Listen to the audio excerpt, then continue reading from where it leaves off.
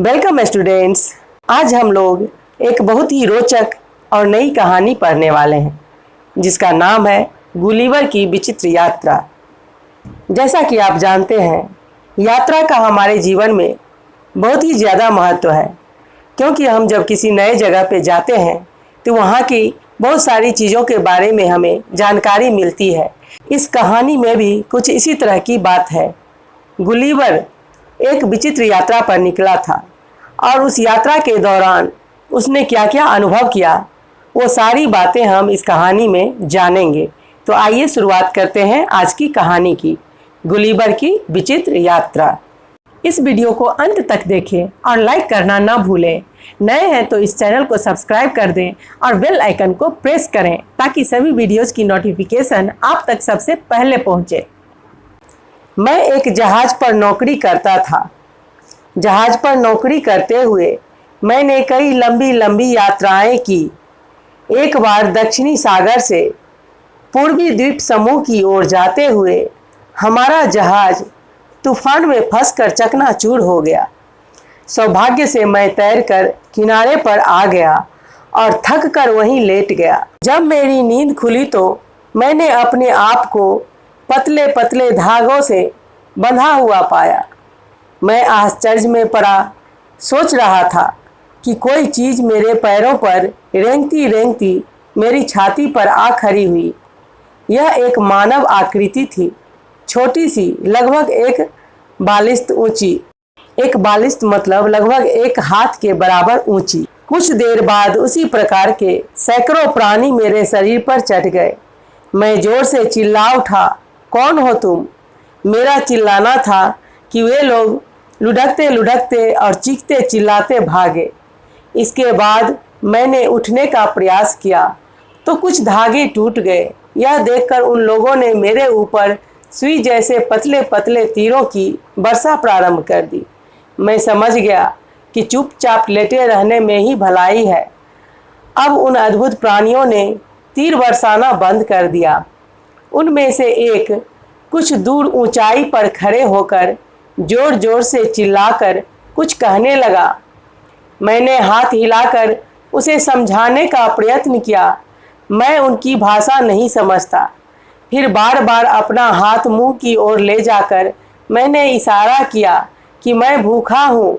वह मेरा इशारा समझ गया। बस फिर क्या था, मेरे मुंह के पास सीढ़ी लगा दी गई और सैकड़ों लोग टोकरियों में खाने का सामान लाकर मेरे मुंह में उड़ेलने लगे। जब पानी पीने का इशारा किया तो उन्होंने अनेक पीपे मुंह में उड़ेल दिए। उन्हें आश्चर्य हो रहा था कि मेरा पेट है या कुआं। थोड़ी देर में ही मेरी पलकें भारी हो गई और मैं गहरी नींद में सो गया। खर खर की आवाज़ से जब मेरी नींद टूटी तब यह देखकर मेरे आश्चर्य का ठिकाना न रहा कि एक गाड़ी में रखकर मुझे कहीं ले जाया जा रहा था। उन छोटे छोटे लोगों की एक विशाल भीड़ हथियार लिए मेरे दाएं बाएं चल रही थी।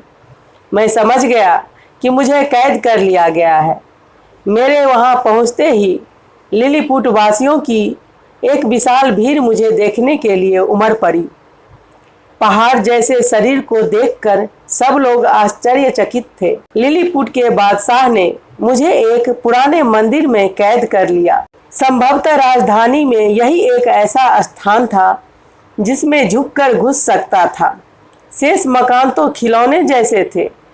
जिस तरह वे लोग मेरे विशाल शरीर को देखकर आश्चर्यचकित थे, उसी प्रकार मैं भी उनकी छोटी सी दुनिया को देखकर हैरान था। कुछ शरारती लोग मुझ पर तीर चलाने लगे। एक तीर मेरी आंख पर लगा। यह देख सिपाहियों ने 6 व्यक्तियों को गिरफ्तार कर मुझे सौंप दिया। 5 को मैंने अपने कोट की जेब में रख लिया और एक को उंगलियों में पकड़कर मुंह की ओर ले जाने लगा। वह भय के मारे बुरी तरह चीखने लगा। मैंने उन सबको जमीन पर छोड़ दिया। छुटकारा पाते ही वे सब गिरते पड़ते वहां से भागे। इस बात का उन लोगों पर अच्छा असर पड़ा। बादशाह ने जब यह सुना तो उसने मेरी प्रशंसा की। राज दरबार के कुछ व्यक्ति मेरे भोजन पानी के खर्च को देखकर सोचने लगे कि इससे देश में अकाल पड़ जाएगा। वे विषैले तीरों से मेरी हत्या कर देना चाहते थे, परंतु सौभाग्य से बादशाह उनकी बातों में नहीं आए। उसने मेरे भोजन पानी का सारा उत्तरदायित्व अपने ऊपर ले लिया। उत्तरदायित्व मतलब जिम्मेदारी। और 6 विद्वानों को मुझे उस देश की भाषा सिखाने का काम सौंप दिया गया। कुछ दिनों में मैंने उन लोगों की भाषा सीख ली। मेरे स्वभाव और व्यवहार से वे लोग बहुत खुश थे। अब वे निडर होकर मेरे पास आते। कभी वे मेरे सिर पर उछलते कूदते और कभी नाचने लगते। बच्चे तो मेरे बालों में आंख मिचौनी खेलते। इस तरह मैं सबका खिलौना बना हुआ था। एक दिन मैंने बादशाह से अपनी मुक्ति के लिए प्रार्थना की। उसने मुझे इन शर्तों पर मुक्त करना स्वीकार किया कि मैं बादशाह की आज्ञा के बिना कहीं आ जा नहीं सकूंगा और किसी देश से युद्ध छिड़ जाने पर मैं लिलीपुट वासियों की सहायता करूंगा। कुछ दिनों बाद मुझे ज्ञात हुआ कि पड़ोसी देश ब्लेफुस्कू के बादशाह ने एक शक्तिशाली जहाजी बेड़ा तैयार कर लिया है। वह लिलीपुट पर चढ़ाई करने का अवसर देख रहा है। मैंने उन लोगों की सहायता करने की एक योजना बनाई। कुछ रस्सियां और कांटे लेकर मैं ब्लेफुस्कू की खाड़ी की ओर चल दिया। यह खाड़ी मेरे लिए विशेष गहरी न थी, पर उन लोगों के लिए तो वह महासागर से कम न थी। मैंने खाड़ी में घुसकर वहां खड़े सब जहाज़ों को कांटों में फंसा लिया और उन्हें खींचता खींचता लिलीपुट की ओर चल दिया। ब्लेफुस्कू के सैनिक मेरे ऊपर तीर बरसाने लगे, पर चश्मे और चमड़े की कोट के कारण उनके तीर मेरा कुछ न बिगाड़ सके। ब्लेफुस्कू के जहाज़ों को खींचकर जब मैं लिलीपुट की खाड़ी में ले गया तो वहां के बादशाह और लोगों ने प्रसन्नता से उछल उछल कर मेरा स्वागत किया। बादशाह ने मुझे अपने देश की सबसे बड़ी उपाधि से सम्मानित किया। एक दिन मैं लिलीपुट खाड़ी के किनारे घूमता घूमता दूर जा निकला। वहां मुझे पानी में एक बड़ा तख्ता तैरता दिखाई दिया। ध्यान से देखने पर ज्ञात हुआ कि वह उल्टी नाव थी। उसे देखकर मैं खुशी से नाच उठा। वह नाव नहीं, मेरी आशाओं की ज्योति थी। कुछ दिनों बाद मैंने बादशाह से अपने देश जाने की आज्ञा मांगी। उन्होंने मुझे बड़े प्रेम से विदा किया और बहुत सी भोजन सामग्री मेरी नाव में लदवा दी। सौभाग्य से रास्ते में एक जहाज दिखाई दिया। यह देख मेरी प्रसन्नता का कोई ठिकाना न रहा कि वह जहाज मेरे ही देश का था।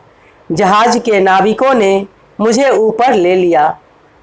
इस प्रकार से गुलिवर ने अपनी इस विचित्र यात्रा को पूरा किया। तो देखा बच्चों आपने कि किस प्रकार से गुलिवर ने एक अजनबी लिलीपुट प्रदेश में अपनी बुद्धि, चतुराई और भले मनसाहत से यानी अच्छाई से सबका दिल जीत लिया और उनकी मदद की। और बदले में लिलीपुट वासियों ने भी गुलिवर की खूब सेवा और सत्कार की और अंत में गुलिवर अपने देश को वापस जा सका।